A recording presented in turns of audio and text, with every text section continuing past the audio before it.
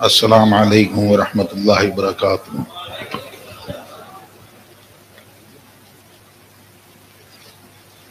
نحمدہ ونصلی ونسلم علی رسولہ الکریم،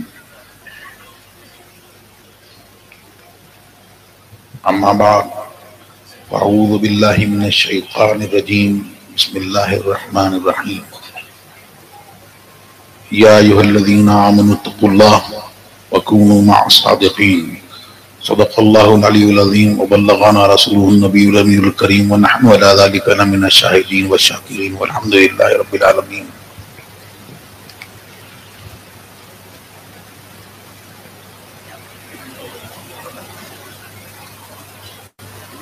ابھی حضور محدث کبیر سے آپ نے حضور مفتی اعظم ہند نور اللہ مرقدہ کا تقوی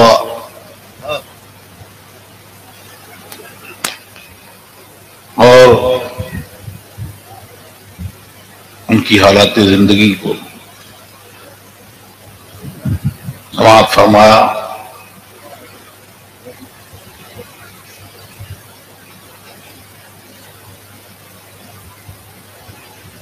میں نے بھی جو بزرگوں سے سنا کہ حضور مفتی اعظم ہند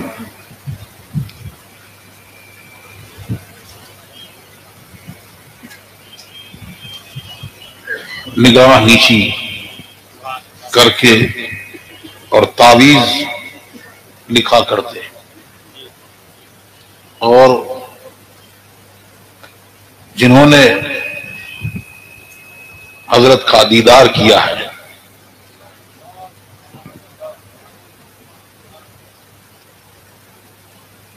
اگر حضرت اس طرح سے نگاہ اٹھا کر اگر کسی کی طرف دیکھتے تو وہ حضرت کے چہرے پر آنکھیں جما نہیں سکتا تھا، آنکھیں نیچی ہو جاتی اور ایسا محسوس ہوتا تھا کہ یہ آنکھیں جو ہیں اگر ان کے چہرے کو ایسے ہی دیکھتے رہیں گے تو یہ تمہارے اندر کا جو کچھ ہے اس کو ایکس رے کر لیں گے، سب نکال۔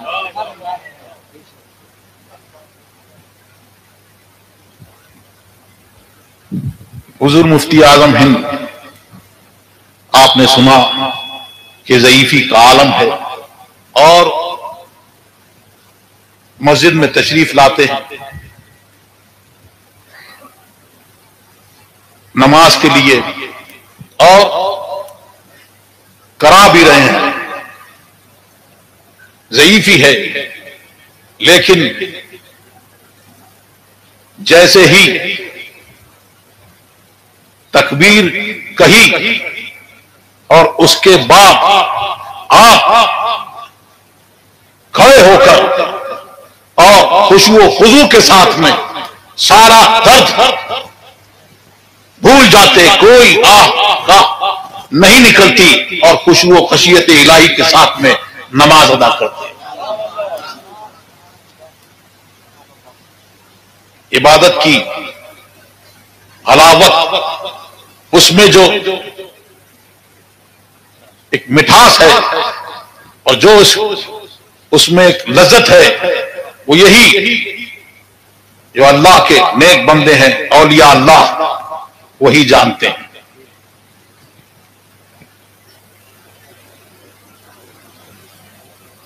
حضور مفتی اعظم ہند تقریر نہیں فرماتے تھے، لیکن اس جلسے میں موجود ہوں، بہت لوگ ہوں یا کم لوگ ہوں، لیکن تعداد کم بھی ہو، لیکن وہ جلسہ بھی بہت پرکیف ہوتا اور لوگ جلدی حضرت کے سامنے بول نہیں پاتے تھے۔ بحرالعلوم فرماتے ہیں کہ آپ نے تقریر کی، آپ کے سامنے حضور مفتی اعظم ہند کے، اور تقریر میں یہ لفظ آپ سے نکلے کہ اللہ تبارک و تعالی نے نور کا لفظ استعمال فرمایا۔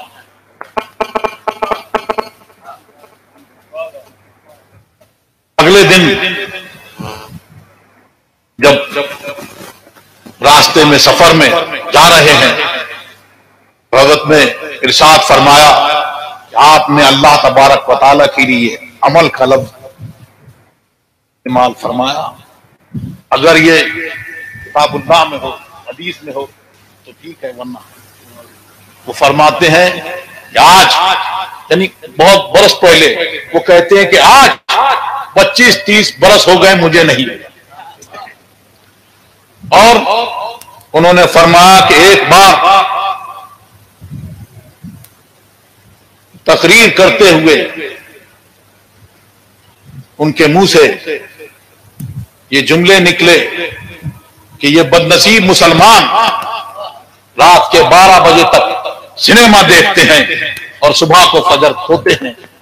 حضور مفتی اعظم ہند نے ان کی طرف دیکھا اور جلال سے فرمایا، سنیے، ایسا نہ کہیے، جس کے نگہبان محمد رسول اللہ ہے، میں یہ ماننے کو تیار نہیں کہ مسلمان بدنصیب ہے۔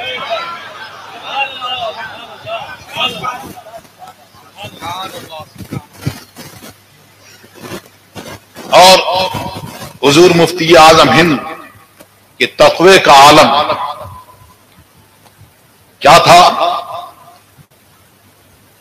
کہ آج اس میں جو ہے تمام اہل سنت والجماعت کے لیے، تمام لوگوں کے لیے، اور بالخصوص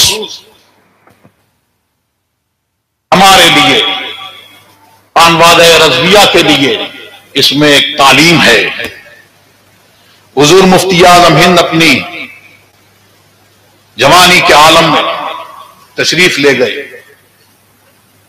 سہارنپور، اور وہاں سے اسٹیشن پر بیٹھے ہیں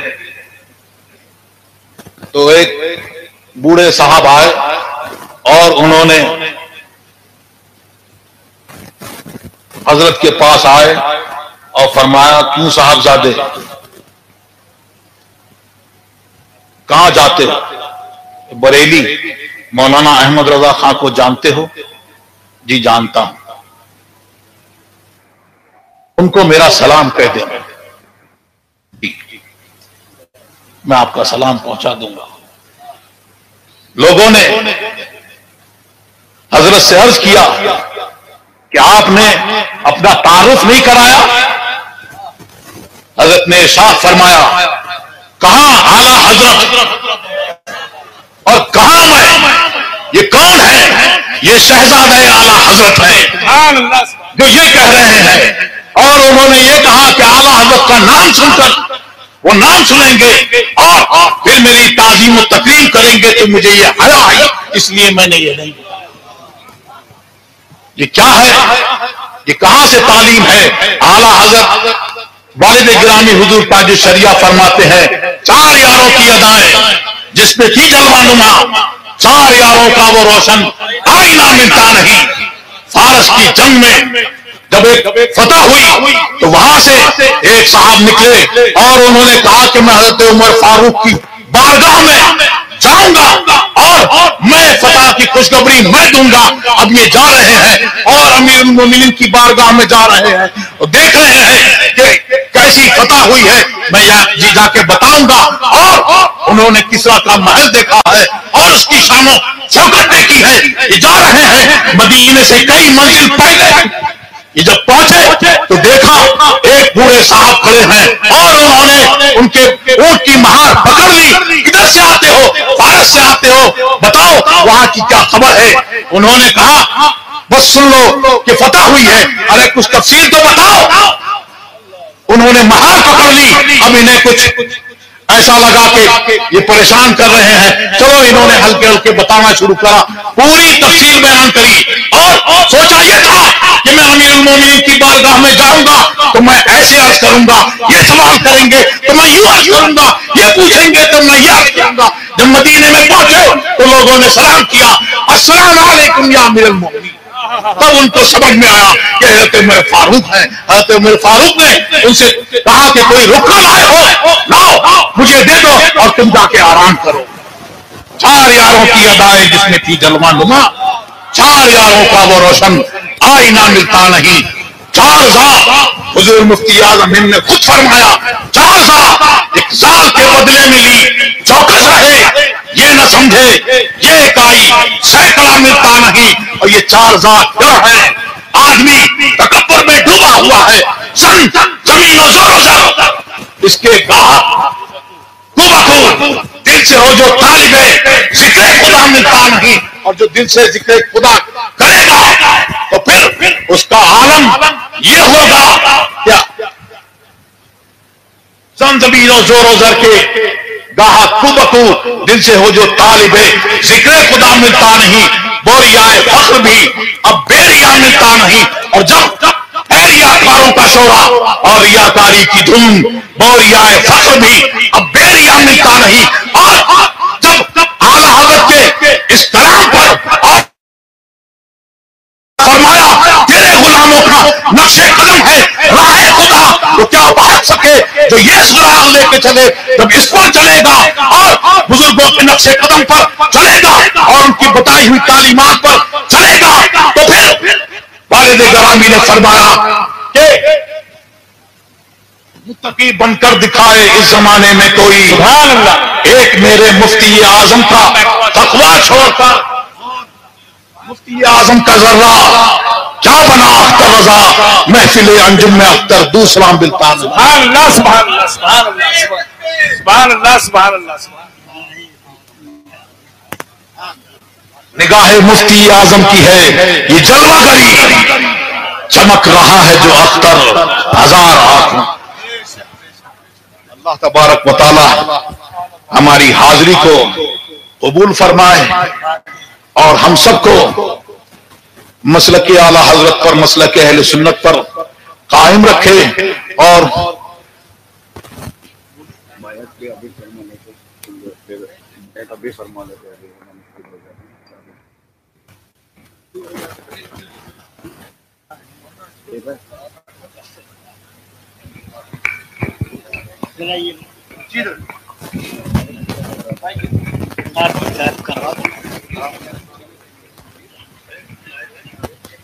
ہاں، بسم اللہ الرحمن الرحیم۔ یہ میرے ہاتھ میں 2 سندیں ہیں تقرر قضات سے متعلق، یعنی یہ قاضی مقرر کیے گئے۔ گونڈا کے لیے حضرت اللہ مولانا مفتی امان الرب صاحب، شیخ الحدیث جامع امیر المومنین مینائیہ گونڈا، ان کو حضرت نے قاضی مقرر کیا، میں نے بھی اس کی تائید کی۔ وہ اگر تشریف لائے ہیں تو اس سند کو کل حاضر پر ان کی خدمت میں حاضر کر دیا جائے گا۔ سلطان پور کے حضرت مولانا محمود صاحب رضوی، الجامعۃ القادریہ پانچوں پیرن سلطان پور، ان کے لیے بھی